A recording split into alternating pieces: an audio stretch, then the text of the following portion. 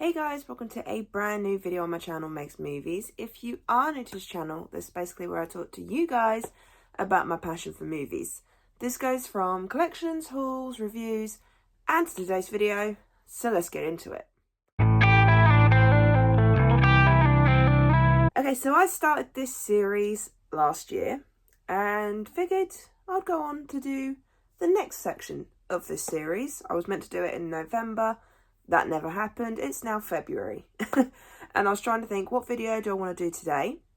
And then I realised, yeah, it's a series I want to finish. And that is my top 10 movies of each decade. So I did do the 90s, because obviously I was born in the 90s. And then you guys actually wanted me to continue on. So we are now going to do the 2000s. Then we're going to do 2010s. I won't do the 2020s until obviously we reach the end of the 2020s. But I'll at least do to 2025 probably. But then I'm going to go back and then I'm going to look at the 80s, because the 80s is one of my favourite decades. And I'd love to know what my favourite top 10 would be of each year, because I know I've got certain favourites from the 80s. But I'm just wondering how many other films I could make a top 10 list of from that decade. But yeah, so we are now doing the 2000s. So we're looking at 2000 to 2009. I will say this is such a random bunch of films. Some of these I do not own, some I do. So I'm currently looking at my Letterboxd, to which if you want to see what movies I am currently watching, go and follow me on there. I know I've been trying to do a Meg's Weekly Watches video, but to be honest, I'm kind of struggling with that. So what I'm going to do is I'm going to start doing it monthly, get used to doing it monthly, and then maybe when I've got a bit more free time, I can then start trying to work out the weekly side of it. So expect what I watched of February 2025 next month. But yeah, so we'll get into this. This is in particular order. So at number 10 we have Big Mama's House. I have only watched this a couple of times, and I will be honest, I was struggling to come up with the last two movies to put on this list. So yeah, so I went for Big Mama's House. I quite enjoy this film. It's got Martin Lawrence in it. I think this was the first movie of his I actually watched before seeing Bad Boys, so that quite surprised me. But I enjoyed it. I mean, you know, it's quite fun. It's enjoyable. And if you want a nice comedy that you don't have to think too much on, definitely recommend it. I have seen the second one. I just need to watch the third one. I've seen bits and pieces of it, like on YouTube and things like that, but I've never watched it in full. But at number 10 is Big Mama's House.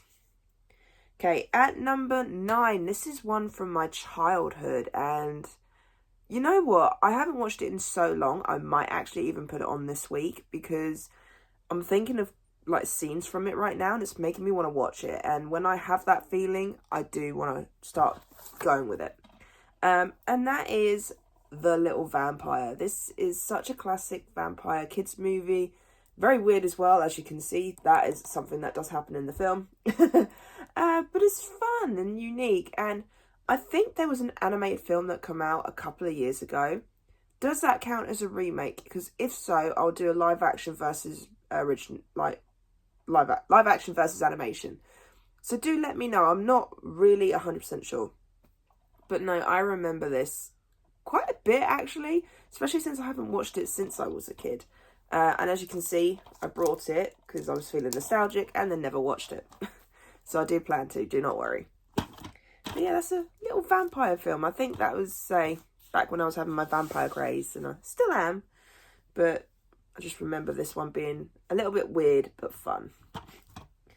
Next one is a Scooby-Doo film. I will say it's not my absolute favourite of the 4 that come out during the sort of like late 90s, early 2000s.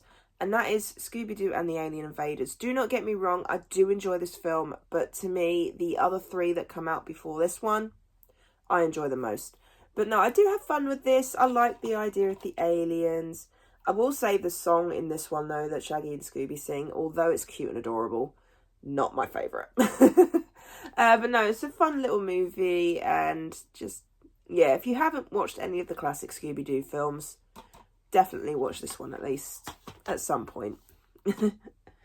The next one I do not own, and that's at number 7, and that is Miss Congeniality. I watched this with my mum, I believe, good few years ago, probably at least 6-7 years ago, something like that. It's been a while, and I just remember watching it with her and how much fun I had with it. You know, Sandra Bullock playing this cop who has to enter a beauty pageant just to protect something that's going wrong. And it's just funny just seeing her get the makeover, her dealing with all the beauty side of things, because she's not exactly like sort of like the girly girl cop, you know.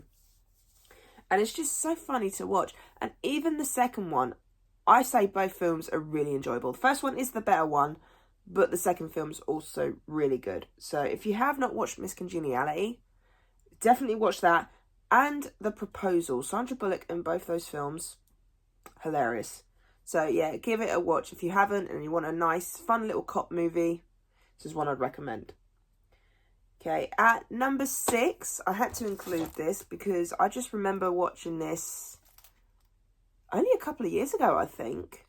And I just fell in love with it straight away. And that is Coyote Ugly. And yes, it's still in its HMV wrapping.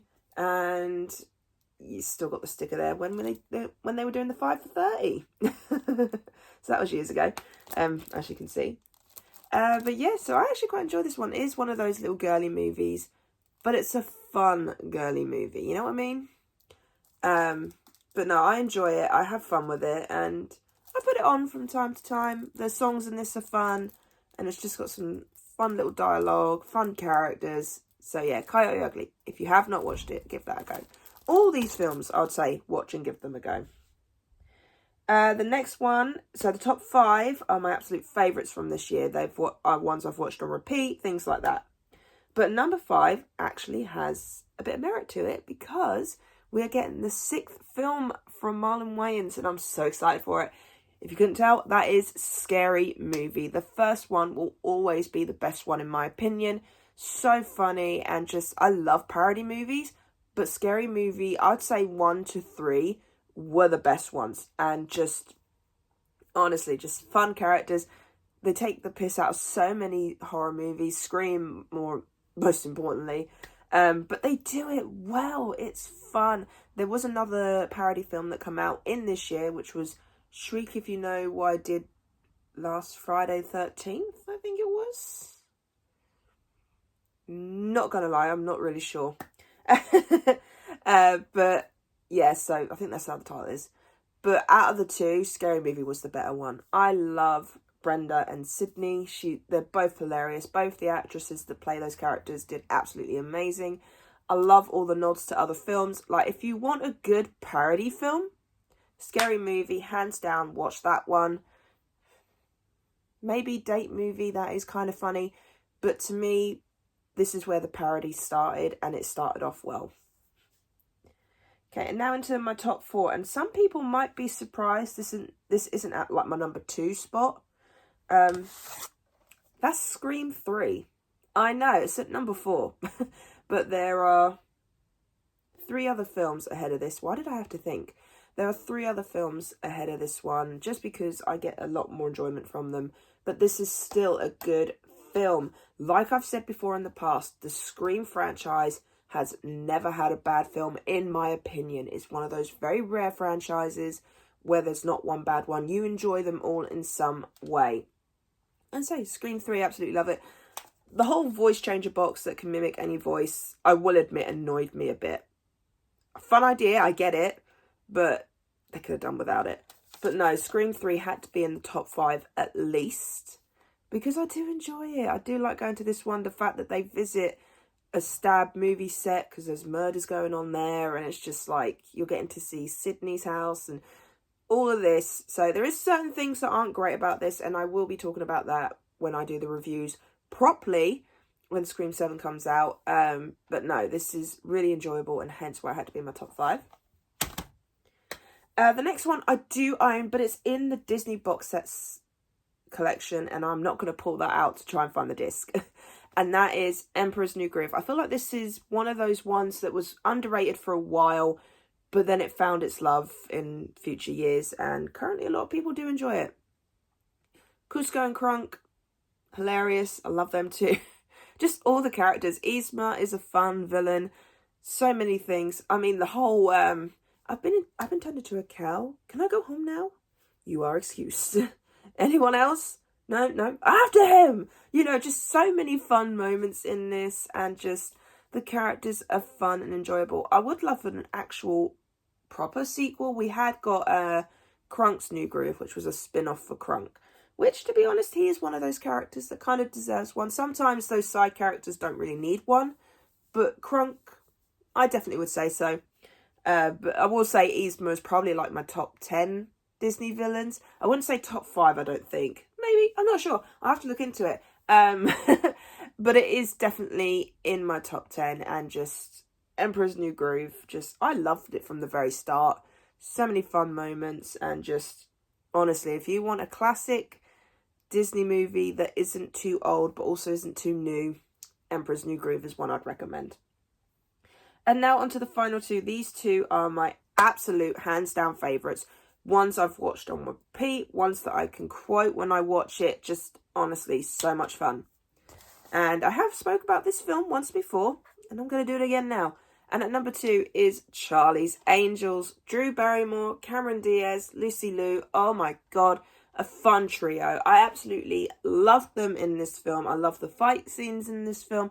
I love the comedy in this film. There are so many fun lines, so many fun moments.